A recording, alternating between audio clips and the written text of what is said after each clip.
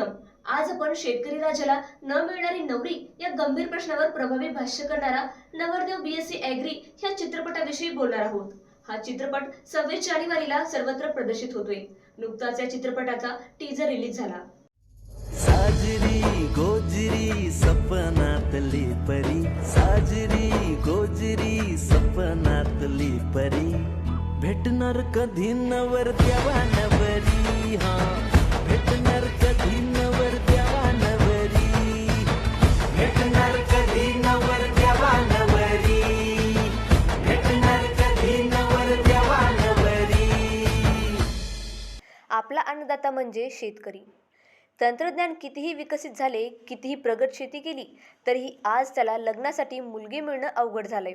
दिग्दर्शक राम खाटमोडे यांनी अगदी योग्य पद्धतीने या विषयावर भाष्य करत हा विषय किती महत्त्वाचा आहे हे दाखवून दिले आहे.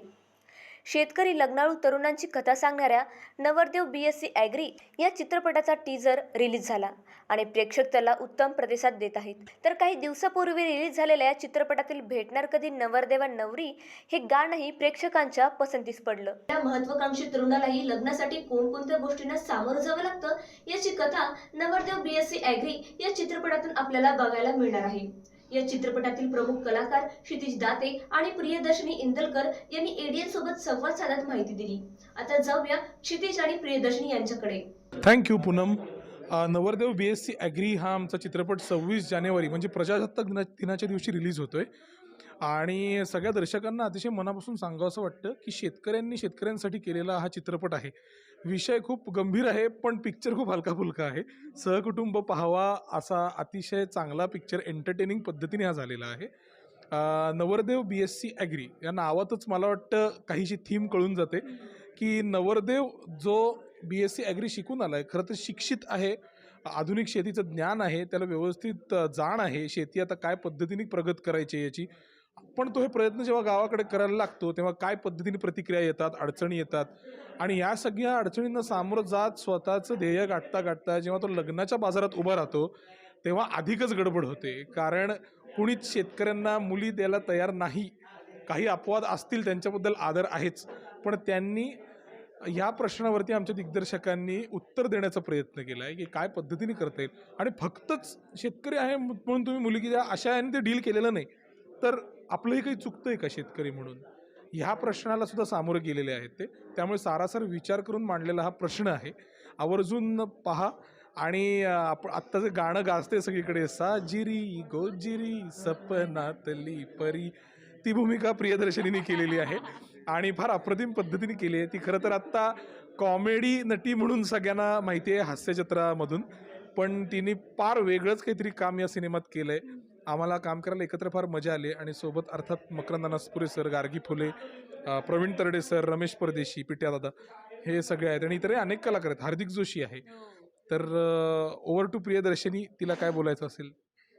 किती छान सांगितलंस तू क्षितिज, थँक्यू. म्हणजे पण राम खाटमोडे यांचं दिग्दर्शन आहे आणि त्यांनी इतकी अप्रतिम मांडली आहे ही फिल्म. संजीव कुमार म्हणून आमचे DP आहेत, ज्यांनी सिनेमॅटोग्राफी केली आहे. त्यांनी सुंदर दाखवली आहे शेती. म्हणजे फिल्म बघताना असं वाटेल की यार आत्ता जावं आणि गावाकडे जाऊन शेती करावी. इतकं सौंदर्य शेतीचं त्यांनी दाखवलं आहे फिल्ममध्ये. तर दिसायला सुंदर आहे, गाणी ऐकायला सुंदर आहे, आमचे आवाजही सुंदरच आहेत. तर दिसायला ऐकायला एक छान अनुभव देणारी फील गुड फिल्म आहे, ज्याच्यामध्ये जसं क्षितिज म्हणाला की त्याला जिच्याशी लग्न करायचं आहे त्या मुलीची भूमिका मी करते आहे. सुकन्या नाव आहे तिचं. आणि तिला शेतकरी नवरा हवा आहे का नाही, तिच्या घरच्यांना शेतकरी नवरा चालणार आहे का नाही, ह्या सगळ्या प्रश्नांची उत्तरं तुम्हाला 26 जानेवारीला मिळतील. त्याच्यामुळे एडीएनच्या सगळ्या प्रेक्षकांना ही विनंती आहे की प्लीज प्लीज प्लीज 26 जानेवारीला वेळ काढून हा मराठी सिनेमा थिएटरमध्ये बघायला जा. नवरदेव बीएससी ॲग्री. सैराट चित्रपटातील प्रदीप लंगड्याची भूमिका करणारा आणि अमिताभ बच्चन सोबत चित्रपट झुंडमध्ये काम केलेला तानाजी गलगुंडे हा देखील नवरदेव बीएससी ॲग्री मध्ये भूमिका साकारत असून तो देखील त्याच्या भूमिकेविषयी सांगणार आहे. तानाजी. थँक्यू पूनम.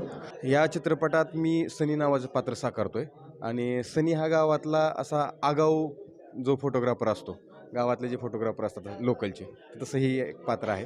तर तुम्हाला मजा येईल. पूर्ण सिनेमाच खूप सुंदर आहे आणि त्यातलं असं माझं एक छोटंसं पात्र आहे. आणि एडीएनच्या प्रेक्षकांना आमची अशी विनंती आहे की सगळ्यांनी हा आमचा चित्रपट येतो आहे 26 जानेवारीला, तर भरभरून तुम्ही जावा आणि आपल्या मित्रमैत्रिणींना, घरच्यांना, आईवडिलांना जाऊन हा सिनेमा बघा. थँक्यू.